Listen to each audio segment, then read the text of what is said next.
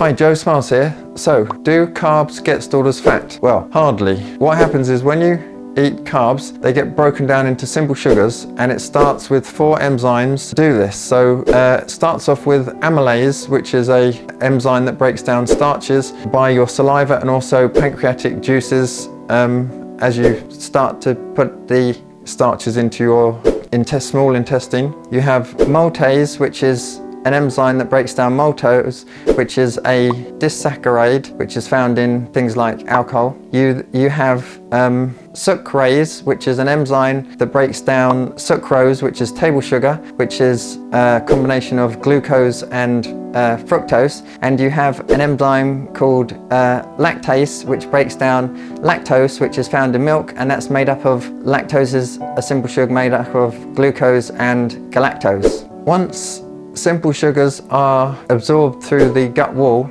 in your small intestine, they get transported through the portal vein into the liver, and the liver then converts galactose, fructose and maltose into glucose. Sucrose already has glucose in it, and so the liver converts the glucose. This is called glucolysis, and it stores glucose as glycogen in the liver, ready to be used for extra energy when your blood glucose levels drop, and also for exertion for physical activity. And then also the liver releases glucose into the blood system stream, which is then used in everyday activity. And when the liver releases blood glucose into your bloodstream, pancreas releases insulin to help to transport the blood glucose to the working muscles, or your muscles to be used as energy.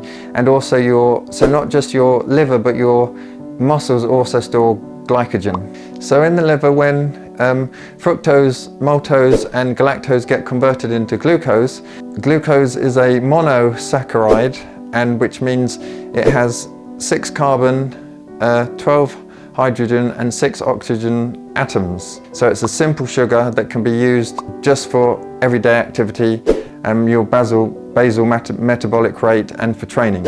Okay, you can store up to 500 to 700 grams of glycogen in your body. Now what happens is, when you consume excess carbs, your body will do everything it can to oxidize the carbohydrate rather than storing the carbohydrate as fat. When you eat fat, you're more likely to store the eaten fat as fat.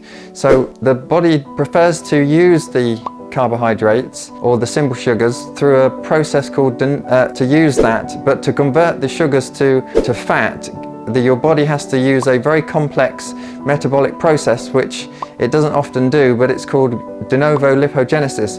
Denovo Lipogenesis is Latin for de novo, like turnover or used again, and lipo is short for lipid, so fat, and genesis is like conversion, so de novo lipogenesis. However, your body does everything it can to use carbohydrate or simple sugars as its number one source of fuel for the body, not to oxidize and release fat as fatty acids. So your body will start to use the glucose in the bloodstream, and then as that drops, the liver and the muscles will release the glycogen, the stored glucose, to be used as energy, and your body temperature will increase before you start using an oxidizing fat. And unoxidized fat will be stored as fat, because your body will do everything it can to oxidize carbs before it oxidizes fat. Therefore, if you overconsume the amount of calories you burn off per 24 hours, you'll store the fat, almost all the fat, as fat, and you'll start using the carbohydrates as an energy source.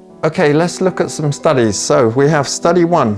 It shows that when glycogen stores are saturated, full, the body will start de novo lipogenesis, which is the breakdown of carbs into fat, which is a very complicated metabolic process that's not commonly done in humans, more so in mice and rats and dogs. Okay, so it will take 475 grams of surplus carbs or sugars per day just to make 150 grams of fat, or 3.17 grams of glucose to produce 1 gram of fat. So you can see it takes approximately 3 grams of glucose to produce 1 gram of fat. So you have to have so much carbohydrate to turn into fat, into just 1 gram of fat. Study 2, it shows that the overall lipogenesis from carbohydrates only contributes 1 to 3% of your total fat balance in humans. And then the third study found that carbohydrate overfeeding increased carbohydrate oxidation and energy expenditure, so that 75 to 85% of excess energy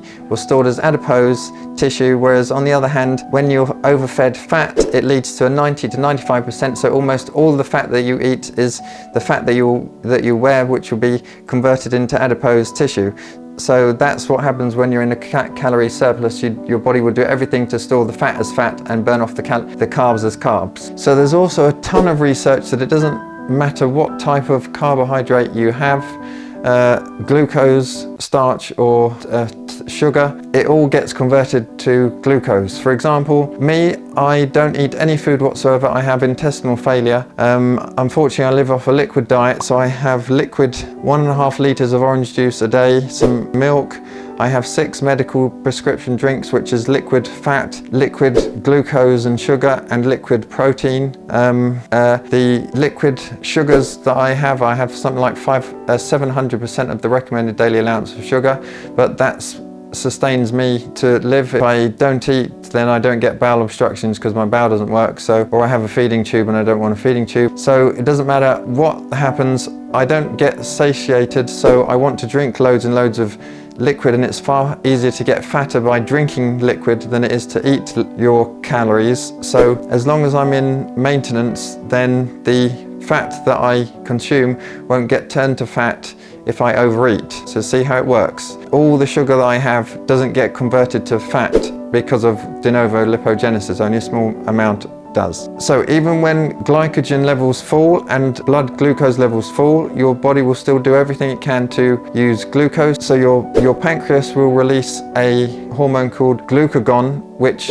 tells your liver and muscles to utilize more glucose and to require more glucose. So to summarize, carbs hardly get stored as fat, The key is to eat less fat and also eat less calories than you would consume per day. I hope you found this video interesting and informative and educational. There's tons of literature in this video, so say any comments you want, start a conversation, and I'll see you in the next video.